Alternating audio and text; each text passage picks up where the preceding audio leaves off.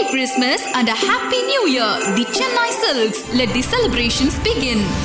Australia versus India இடையே நடக்க போகிற Boxing Day test 4th test Melbourne cricket கிரவுண்டில் நடக்க போகுது. அதுவும் முக்கியமாக வந்து பார்த்தீங்கன்னா டிசம்பர் 26 ஏன்னா அதுதான் வந்து பார்த்தீங்கன்னா பாக்ஸிங் டே டெஸ்ட் கிறிஸ்மஸ்க்கு மறுநாள் நடக்கிறது. எம்சிஜியில் ஸ்பெஷலாக நடக்கிறது.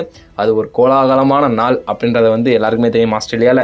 அண்ட் அது மட்டும் இல்லாமல் இந்த தடவை வந்து பார்த்தீங்கன்னா கடைசி மிஞ்சுவில் அந்த 2 டெஸ்ட்லேயாவது தயவு செஞ்சு முகமது ஷமியை கொண்டு வந்துருங்க. இந்தியா வந்து பும்ராவை மட்டுமே நம்பி இருக்குது, மற்ற எந்த பவுலருமே வந்து சரியாக போடலை அப்படின்ற மாதிரிமே வந்து எல்லாரோட ஒரு குற்றச்சாட்டாகவே இருக்குது. அது நம்ம உண்மைதான். லாஸ்ட் மேட்ச் ஆகாஷ் டிப் சூப்பராக போட்டிருந்தாரு, அதை ஒத்துக்கணும். அண்ட் அது மட்டும் இல்லாமல் ஒரு விக்கெட்ஸ் கிடைக்கல, விழுகலன்னு தான் சொல்லணும். அதாவது வந்து ஒரு அன்லக் அப்படின்னு சொல்லலாம். ஏன்னா 2-3 கேச்சஸ்மே வந்து மிஸ் ஆச்சு, 2-3 திக் இன்சைடர்ஸ்மே வந்து பட்டு பவுண்டரி பறந்ததே தவிர போல்ட் ஆகலை. சரி, ஓகே, இதெல்லாம் ஓகே, ஃபைன். முகமது ஷமி நல்லா இப்போ ரஞ்சி வேற ஆடினாரு, விஜயா சார் ஆடி இருக்கிறாரு, ஃபிட்டாக வந்துடான்னு சொல்லி நினச்சிக்கிட்டு இருந்தா. அங்கே தான் வந்து தூக்கி போட்டாங்க ஒரு குண்டை மெடிக்கல் டீம். என்ன அப்படின்னா, முகமது ஷமி இன்னும் சரியாகலப்பா. அவர் வந்து என்னதான் கண்டினியூவாக ஓவர் பவுலிங் போட்டாலும், முக்கியமாக வந்து ரன் த்ரூவாக நிறைய ஓவர்ஸ் வந்து நிற்காமல் போட்டாலும், விஜயசாரி டிராஃபி ஆடினாலும், அதுக்கு முன்னாடி ரஞ்சியை பெங்காலுக்காக ஆடினாலும், எத்தனைலாம் பண்ணியிருக்கிறாரு.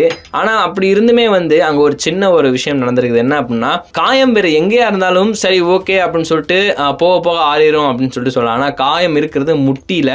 அதனால் அவர் வந்து அவர் கண்டிஷனுக்கு இவ்வளோ தூரம் ஓடக்கூடாது. அது இந்த வீக்கத்தோட முக்கியமாக இன்னொரு விஷயம் என்ன சொல்லியிருக்காங்க அப்படின்னா, இப்போ இவர் கண்டினியூவாக வந்து ஒரு ஓவர்லோடர் ஒர்க் பண்ணிக்கிட்டே இருந்தார், ஓடிக்கிட்டே இருந்தார் நிற்காம அப்படின்னா, ஒரு ஸ்ட்ரெச்சாக ஒரு 10 ஓவர் கிட்ட போட்டார் அப்படின்னா காயம் இன்னும் பெருசாகும். அண்ட் அது மட்டும் இல்லாமல் இந்த 2 டெஸ்ட்டுக்காக அவர் வந்து வரப்போகிறதும் கிடையாது.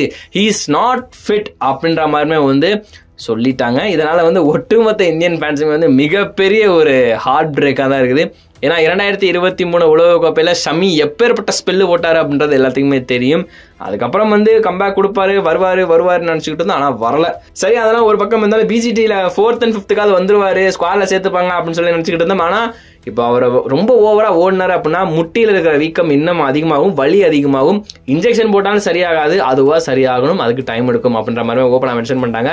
அண்ட் அது மட்டும் இல்லாமல் ரவிச்சந்திரன் அஸ்வின் இப்படி இடைக்காலகட்டத்திலே டெஸ்ட்லேருந்து ரிட்டைர்மெண்ட் ஆனதுனால இந்த டூருக்கு அடுத்து தனுஷ் கோட்டையனை வந்து அடுத்த ஸ்குவாடில் வந்து அப்டேட் பண்ணியிருக்கிறாங்க அஸ்வினோட ரீப்ளேஸ்மெண்ட்டாக.